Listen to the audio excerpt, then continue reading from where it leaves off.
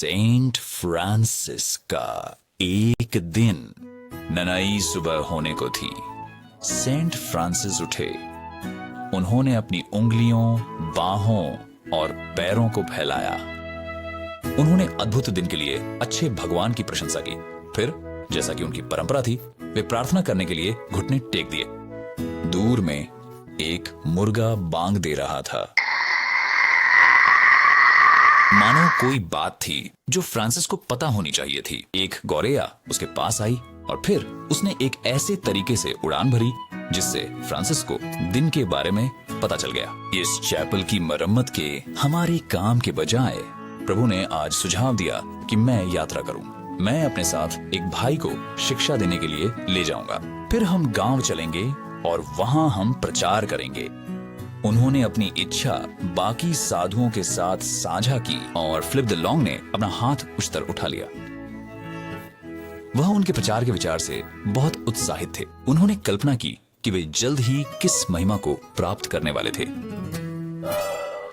वे सड़क पर निकलते ही एक गरीब आदमी को उसके पलटे हुए बोझ से मिले। सेंट फ्रांसिस ने उसे उसकी विपत्ति के बावजूद सांत्वना दी और फिलिप्स के साथ मिलकर वैगन को सही किया। फिर गांव के नजदीक पहुंचते ही उन्होंने अपने एक पुराने मित्र से मुलाकात की, जिसके साथ उसकी 12 संतानें, उसकी पत्नी और उसकी मुर्गी थी। फ्रांसिस ने उन सभी का एक एक करके नाम लेकर अभिवादन किया।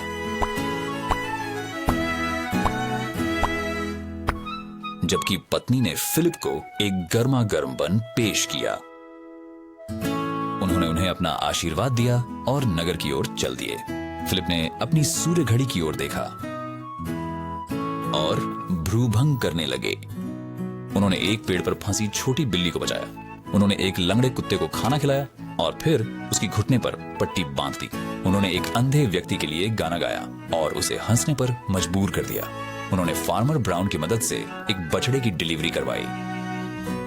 पार्क में कुछ बच्चों ने सेंट फ्रांसिस को उनकी गेंद फेंकी तो उसने टचडाउन के लिए दौड़ा और सभी के साथ जश्न मनाया।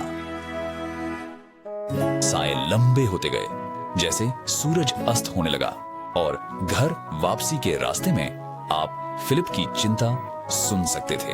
आज हमें प्रचार करने का समय नहीं मिला। क्यों फिलिप? फ्रांसिस ने कहा, हम रास्ते भर प्रचार करते रहे हैं। हमारे सेवक अच्छे हैं और कभी कभी वे पर्याप्त होते हैं, लेकिन लोगों को सबसे ज्यादा जरूरत होती है एक उदाहरण देखने की।